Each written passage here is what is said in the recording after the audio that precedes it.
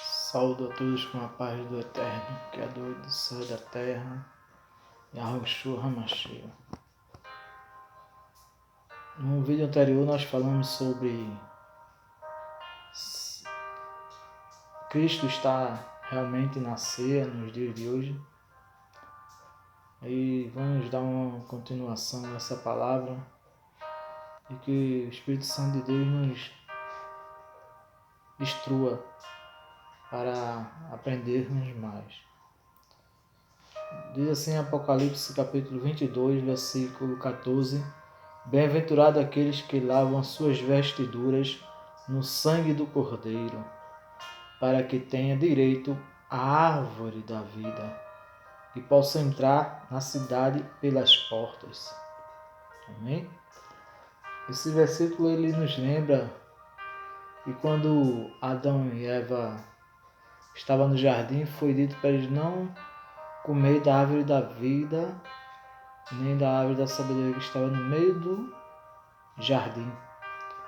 E eles deram ouvido à serpente, diz a palavra, e comeram da árvore da vida, pois ela tinha dito a eles, se eles comessem, eles não morreriam. E eles não morreram realmente, mas o salário do pecado é a morte. E quando o Senhor ouviu que realmente eles tinham comido do fruto que não deveria ter comido, se eles tivessem dado ouvido a Deus e não à serpente, eles foram retirados do meio do jardim.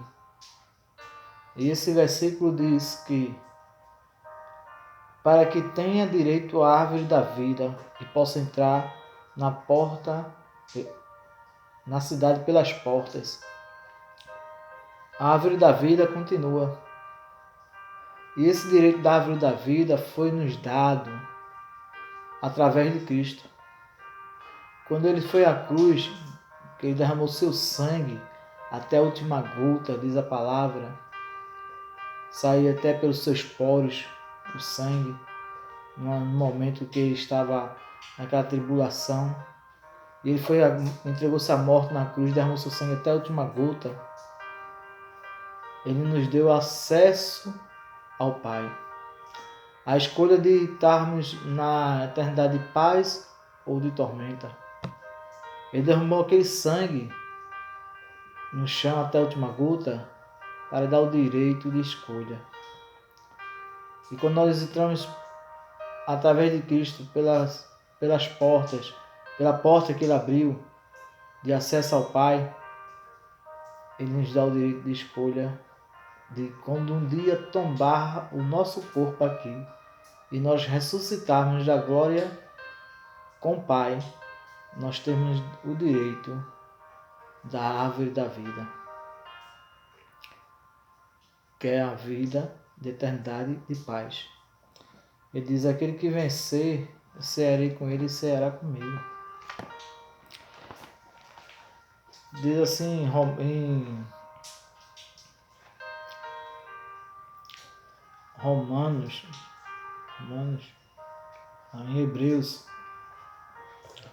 em Hebreus, diz assim, porque é impossível que o sangue dos touros e de bodes tire pecado.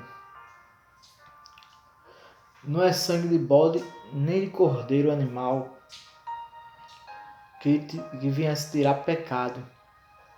Foi o sangue do cordeiro imaculado, foi Cristo Yahushua HaMashiach, derramou o sangue dele por nós. Nós tivéssemos acesso ao Pai.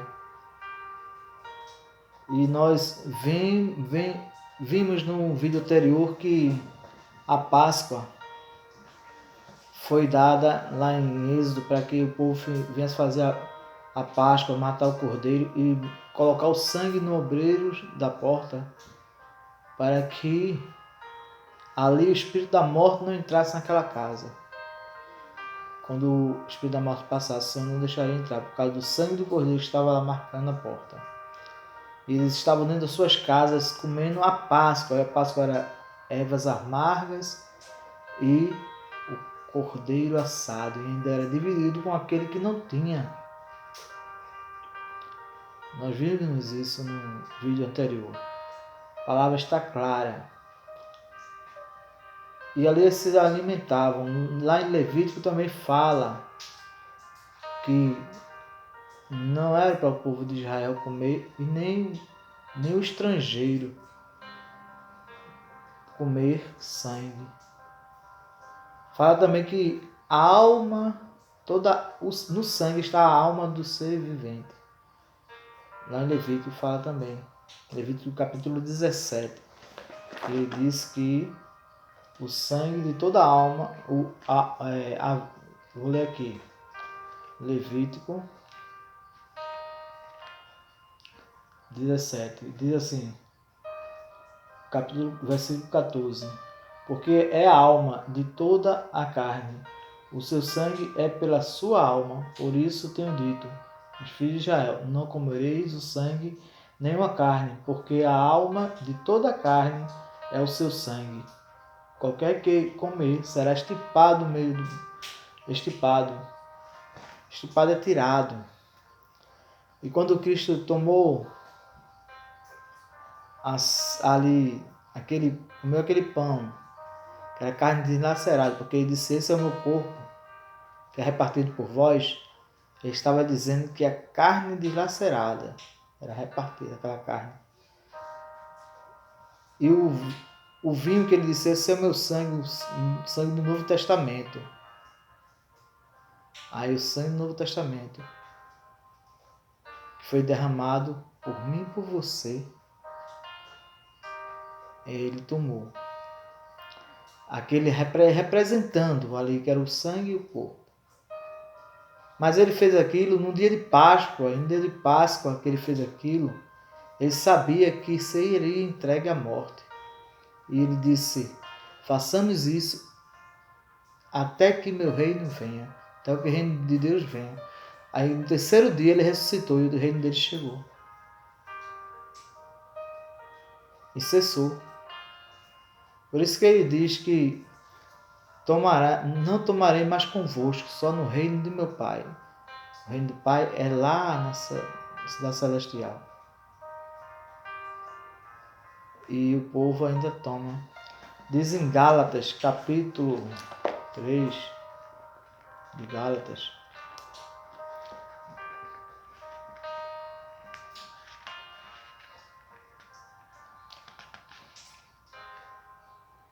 Glória a Deus. Diz em Gálatas, capítulo 3, vou ler do versículo 9 em diante. De sorte que os que são da fé são benditos com o crente Abraão. Quem são da fé? Da fé é aqueles que crê em Cristo como o único Salvador. E quando ele foi à cruz, ele nos tirou todo o jugo, todo fardo pesado. Voltarei a falar sobre isso. Versículo 10.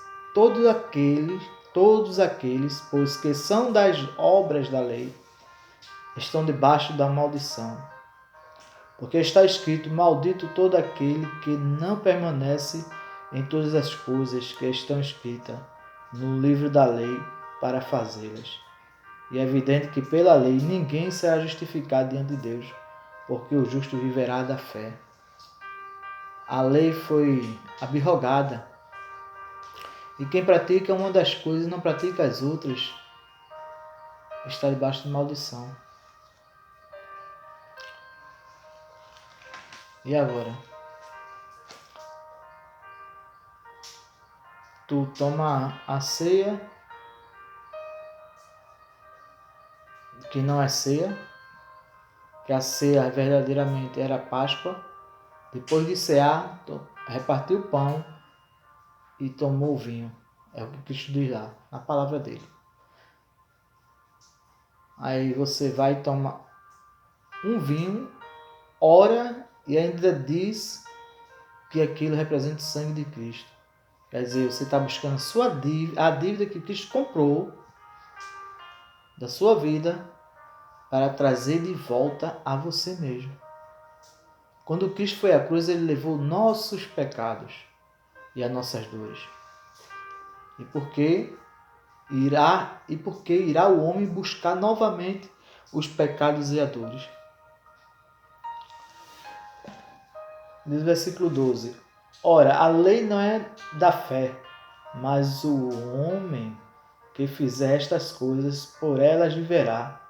Cristo nos resgatou da maldição da lei, fazendo-se maldição por nós, porque está escrito: Maldito todo aquele que for pendurado no madeiro, para que a bênção de Abraão chegasse aos gentios por Jesus Cristo, e para que pela fé nós recebamos a promessa do Espírito. Irmãos, como um homem falo, se o testamento de um homem for confirmado, ninguém anula nem lhe acrescenta alguma coisa. Ora, a promessa foram feitas a Abraão e a sua prosperidade.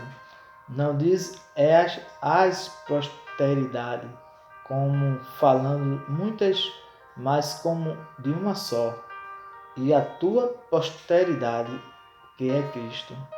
Mas digo isto, que tendo sido testamento anteriormente confirmado por Deus, a lei que veio 430 anos depois não o invalida de forma a abolir a promessa. Porque se a herança provém da lei, já não provém da promessa, mas Deus, pela promessa, a deu gratuitamente a Abraão.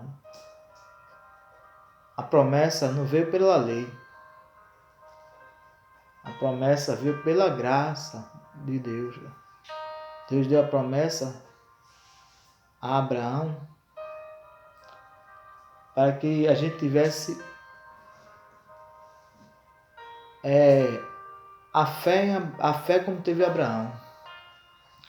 Para que a gente tivesse a liberdade com Deus de adorá-lo através da nossa fé e não pela lei. Testamento só é válido para quem está morto. E Cristo vive. Então não há testamento.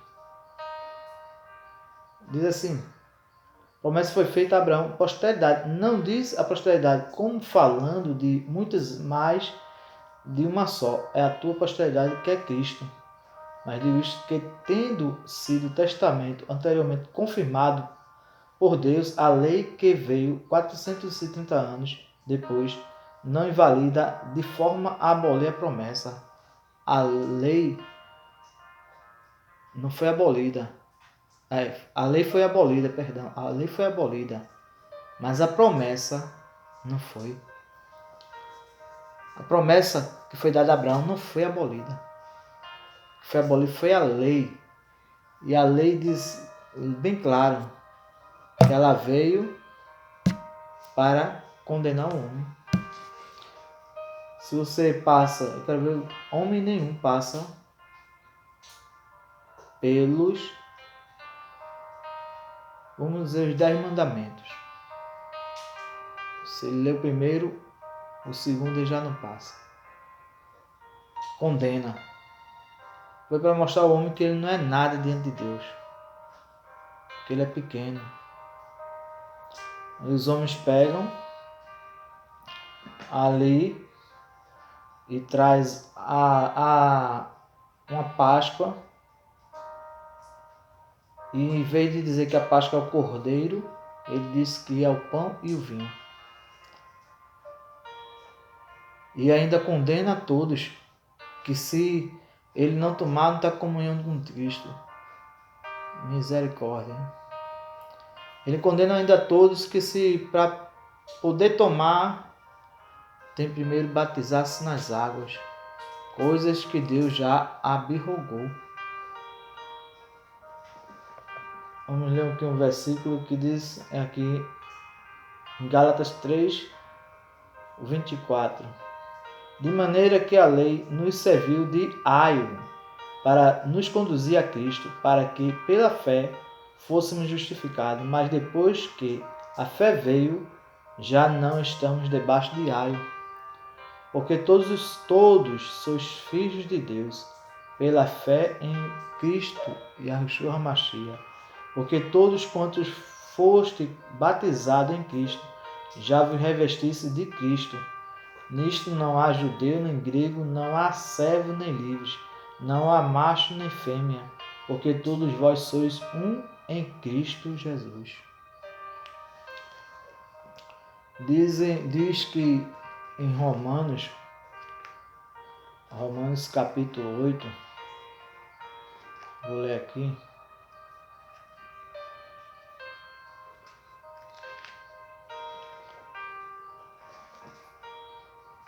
Olha Deus.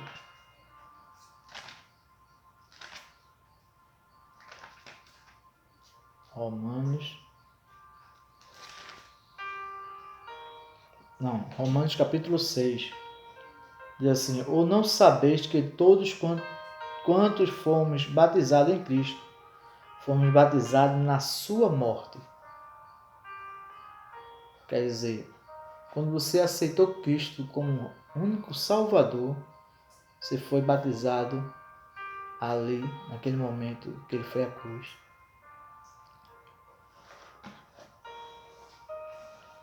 Aí o homem pega e faz tudo aquilo para toda aquela ação dentro de um templo, condenando quem está ao redor, fazendo ser um jugo pesado, ser um jugo, um fardo pesado, pois quando entra um novo convertido, ele não sabe o que está acontecendo e ele quer participar daquele momento ali que todos estão participando. E o que é que eles fazem? Primeiro tem que ser batizado nas águas. Se a palavra diz que aquele que aceitou, naquele momento ele já foi morto e ressuscitado, pois ele aceitou Cristo como Salvador. Todos os pecados dele ele lançou na cruz com Cristo, pois foi na fé que ele teve em Cristo que foi lançado todas as dores dele, todos os pecados. Pois Cristo disse que levou o pecado e as dores para a cruz. E quem estava ainda com a dor, o pecado e as dores, porque ainda não conhecia Cristo em sua inocência, ele, quando aceitou Cristo, ele entregou aquele fardo pesado a Cristo e passou a viver pela graça. E os homens tornam o fardo pesado. Os homens tornam o fardo cada vez mais difícil. E quando um novo convertido vem buscar a Deus, vai buscar a Deus, ele não consegue nem respirar muitas vezes. Porque ele entrou num lugar que foi colocado por Cristo, mas os homens lançaram ele no meio dos pedregais, ou talvez até mesmo no meio dos espinhos.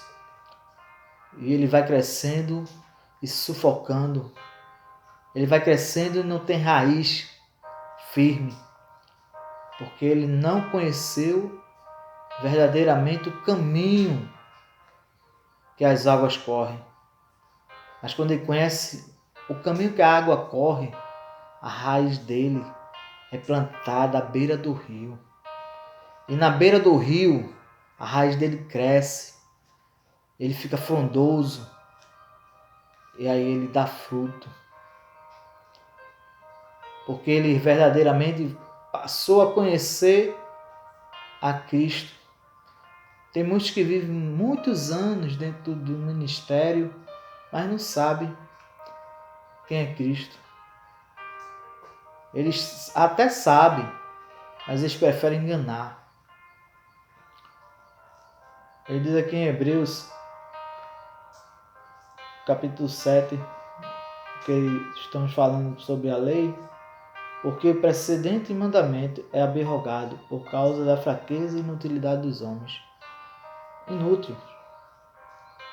Os sacerdotes eram levantados, tinham que se batizar nas águas, tinham que fazer todo aquele ritual, matar bode e derramar o sangue, mas era tudo em vão, pois eles morriam e fazia-se nova lei. E Cristo entregou-se uma vez só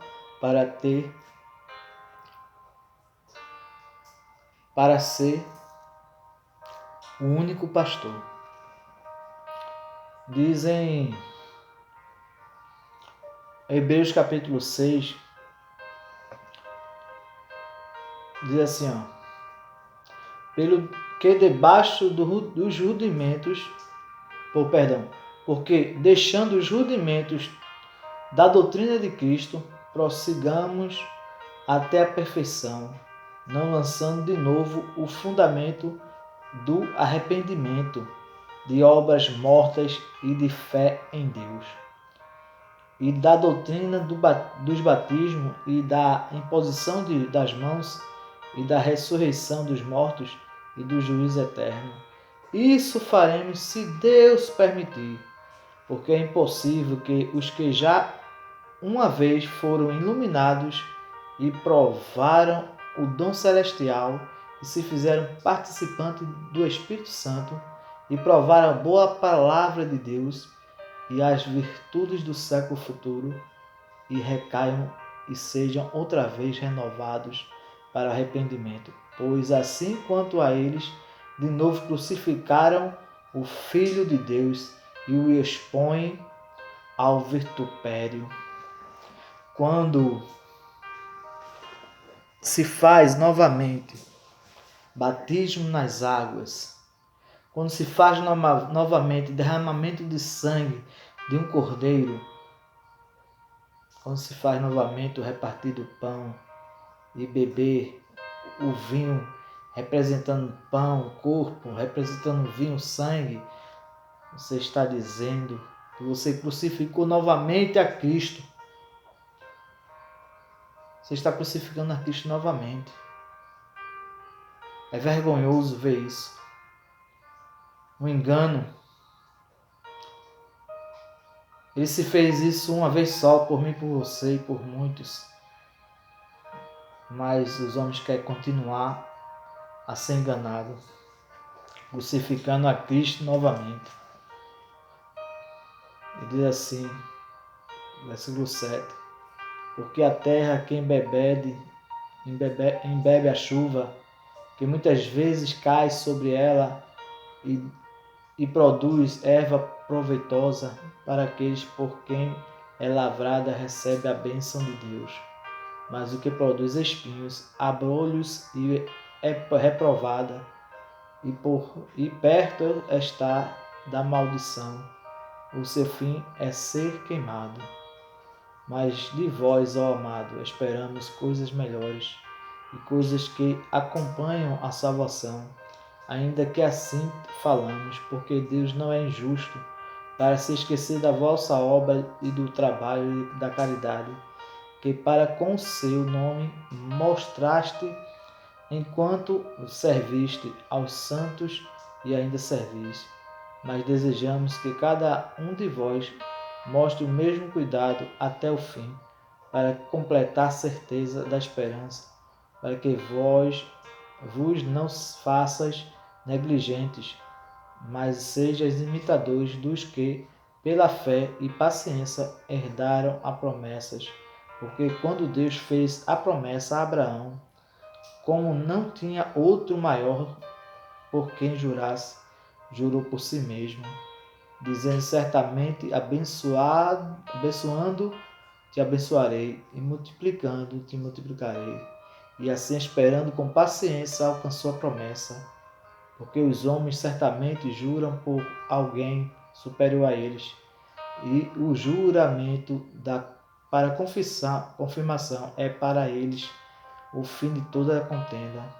Porque, querendo Deus mostrar mais abundante a imutabilidade do seu conselho, os herdeiros para a promessa se pois, com juramento, para que, por duas coisas imutáveis, nas quais é impossível que Deus minta, tenhamos firme a consolação, nós, os que expomos o nosso refúgio em reter a esperança proposta, a qual temos como âncora da alma segura e firme, e que penetra até ao interior do véu, onde Jesus, nosso percussor, entrou por nós, feito eternamente sumo sacerdote, segundo a ordem de Melquisedeque. Aí você vê que Abraão ficou firme nas promessas. E nós estamos também firmes que a promessa que Cristo fez de nos levar à eternidade de paz. E nós estamos aqui aguardando esse dia. E muitos estão tentando tirar a glória de Deus, fazendo jugo pesado para que homens não venham entender o que é a graça de Cristo, fazendo a transformação de pão em corpo, vinho em sangue, verdadeiramente fazendo espiritismo e não o que Cristo mandou. Amém? Espero que vocês tenham entendido.